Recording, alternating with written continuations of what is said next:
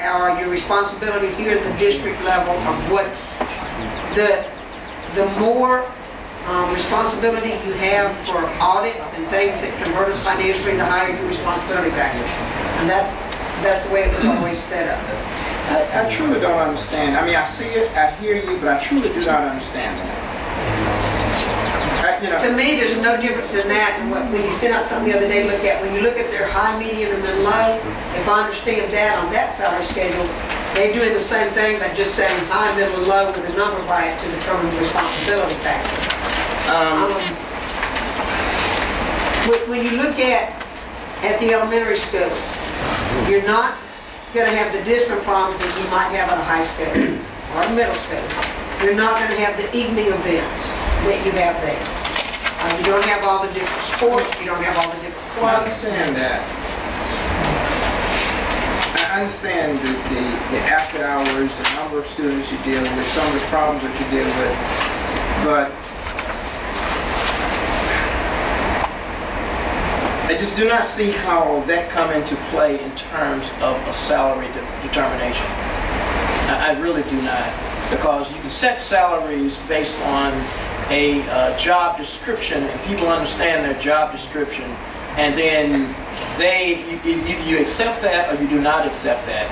And then based on a time frame, you can get increase in salaries based on steps or whatever the case may be. To me, that is very simplistic. See, I understand this, I guess, because it's been here so long. The biggest thing on that salary schedule is like the one that was sent out the other day by you. As far as that had to do with set amounts. Exactly. To where they say this job is going to have a supplement of $28,000 more at the end. Because they still base it on the 35A. They still base it on the 35 AA, and then they just add a $28,000 supplement. Right. Which is somebody had to negotiate. Well, where did $28,000 come from? Where did the $30,000 that's the in between come from, and where did the $32,000 come from that's after that? That's your low, medium, and high. Exactly. Okay.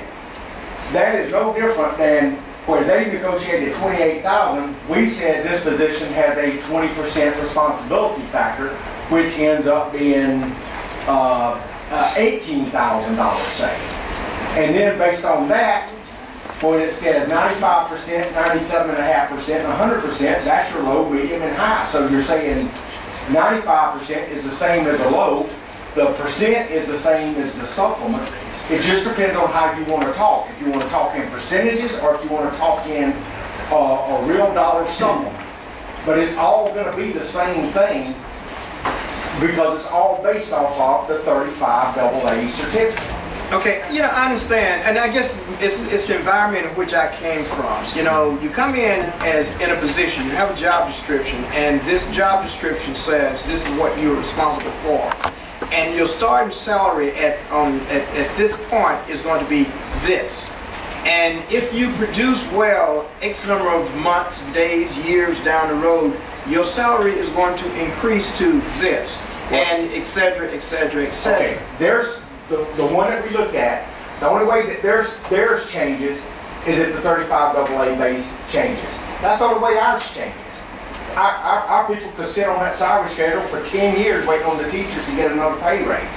They don't have step administrators are the only people in the district that don't have step increments. But now see, hold on. But neither did that other salary schedule. Yes, it did. Yes, it did. It based on you start low. Let's say you start low. Then X number of years you're gonna go medium, and X number of years you're gonna go high. And that's our 95, 97.5, and 100.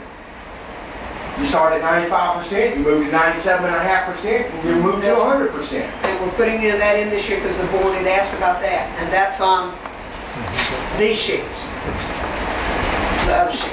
But if you look at and in all fairness too, and this is I'm not gouging the federal government on this, but the one thing that you can do more at a federal government level that you can't do at a school district level is roll a job description into one little piece of, into one ball.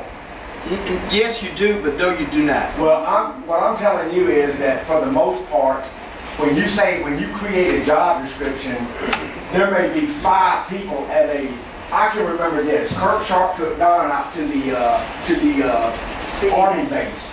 When they went out there to look about how to store paint and all this kind of stuff. When he asked, what do you do? That guy told Don that he said, we got 6 people to do what you just told me you're responsible for. And I'm saying that to say that it's hard to sit here and say, as far as when you say responsibility, that's the only thing that we have to look at to say, okay, what's the scope of what Christy Spinks does? You can't just say, well, she's going to just do curriculum and just look and evaluate teachers. We don't have the money to hire positions that way. It's the same thing with me. Long Beach School District, and I told Carolyn this today, Long Beach School District is the only school district that didn't hire somebody after after Katrina to do the FEMA work. That just fell on me. Not only, but it's not just FEMA, it's ARA, and they're all participating in all this too. We don't hire additional people. It's like, we'll just find some more time to do it. So the only way that we Jamie, you forgot MEMA too. Well, what I'm saying is the only way that we can do this is to tag it and say, okay, as an elementary principal, what does Lori Price really have to do? What is her responsibilities?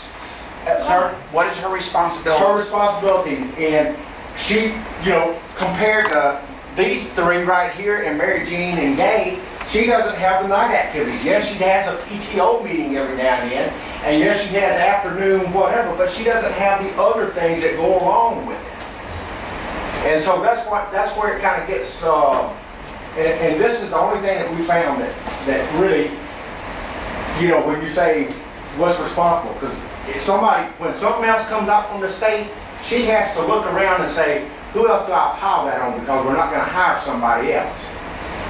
We all take responsibility for that. So. And they all have to report back to the superintendent, and we see what they do. So if they don't do their job. And that's why there's a 3-year level on moving up when we put in something for first year. Because if you can't do the job by the 3rd year, I don't have time to keep you. I'm sorry, but we can give you 2 or 3 years to learn it, but you better be a quick study. Because you're still expected to do it, so. Okay, the work session was really just for us to look at all of this and ask questions. But we're going to be readdressing it. We're going to be readdressing it in the regular agenda. So you have one more thing? Yes, I do. I have, I need Mr. Dabbs, Ms. Whiten. We are looking at high school numbers for next year. I'm going to let them talk to you about what we're facing. We have not finished looking. We're looking at a master schedule. I met with them this morning. Tell me, enrollment numbers? Yeah, and it's not just enrollment numbers, it's where to plug the kids in light of new requirements from the state and new requirements and where we've cut programs and all. We're beginning to see some problems. And I just want you to be looking at this right now, and then I'm going to let them explain it some and look at what we're talking about. This is just documents the State Department gives us. Appendix A3, that's the graduation requirements for this next class that will graduate. And right now, we're operating under 3 or 4 graduation requirements. Well, with next year's class, it'll all be the same. But we have been operating under... No, it'll be different for the new cluster coming in, so there'll be at least 2 next year, right? When you talk about the cluster, what I'm saying is graduation class, there's different tracks the child can be on, correct? Right. Okay. But it all has the same amount of required subjects. Okay. It's increased. They now have to have 4 Englishes, 4 math, 4 sciences, and 4 social studies, which is an increase. One of those is economics. They have to have a PE now, and what Mrs. Hamilton is alluding to is that now they have to have a vocational credit. So the state, What was that last one? Well, Vocational, Vocational. oh, vocational. vocational. A specific vocational I thought you said credit. locational. Vocational. Prior to this, the state only required 21 credits, so now it's 24. So all the students that we currently have all have to take Algebra 2, which they've never had to do before. So we've had an increase in math requirements. They all are required to take economics, and in addition to a teacher being social studies certified, they have to be a master teacher in economics. So they have to go to a special training in order to be that. We're lucky to have 3 different people qualified to do that. The second appendix I gave you, Appendix C2, is what the Institutes of Higher Learning are going to require the students to go to a 4-year college. And as you can see, they're required to take 4 sciences. One of those is now chemistry. That has never been a required course before.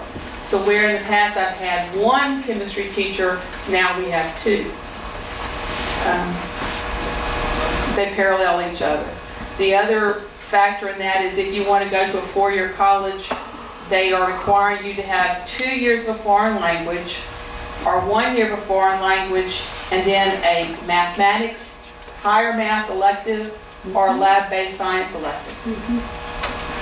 And where it's impacting us is that over the last several years, we have lost the 2 tech discovery teachers, which were elective teachers, part of vocational, and all the vocational classes at West Harrison. Then we lost a business teacher because the state required credit recovery, so we moved her into the credit recovery slot. We lost the ISI monitor. We've lost an English slot, a social studies slot.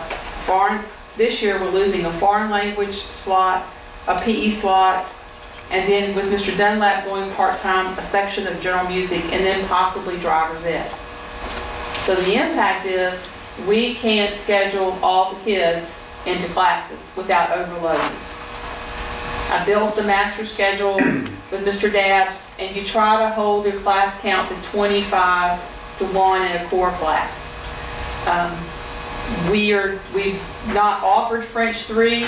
Every class of foreign language is full, and there are many students not going to be allowed to take a foreign language. We can't offer social studies electives. We've got to shut down the psychology and the sociology because that teacher is teaching the economics. There are no students in 9th grade who will be allowed to take Art 1 or Art 2. It's packed with 10th, 11th, and 12th graders who've not had an opportunity to get in there. The business course, informational processing, we can't get kids in there because it's full. So we're looking at an overload. In the past, we've had places to put those students, but we no longer have that option. PE right now, with the 2 PE slots that we have, just with the overload, just projecting, you'll have 30 kids to a teacher per period. And that would be 60 in the gym is what you're saying. Correct, and there's not physically room in there for that. So based on what you're saying, what's the solution? We need an elective teacher, We need a foreign language teacher? preferably a foreign language teacher. The state also has required a vocational diploma track to begin this year, and it's a 2-year implementation. And this year, it's going to cost us 2 sections from one of our vocational teachers to teach. Next year, it will cost us 4 sections, and it's state mandated that we offer that. What are we teaching in vocation? With a vocational diploma, it's more of a skill, a trade type of diploma. They are the students that are going to not go to college, but it's also a dropout preventative option for them. Our course, in other districts, it's their VOTEC program. It's culinary arts, it's auto body and all that. Well, since we don't have VOTEC anymore, ours is going to be a business management because we felt at least we could prepare these students with skills that they could utilize without going to college. In business, okay. Our current classes that meet the state's requirement are not truly vocational classes. They're consumer science classes. It's nutrition and wellness, child development, resource management, those classes, because we don't have the funds to have a true vocational program. So at the least, we need a foreign language teacher. Ideally, we would have another elective teacher, but I understand there's a need to cut the budget, but we're just going to be packed. So if you were to get an elective teacher and another teacher, do we have space for these teachers? Do you Oh, I have empty rooms.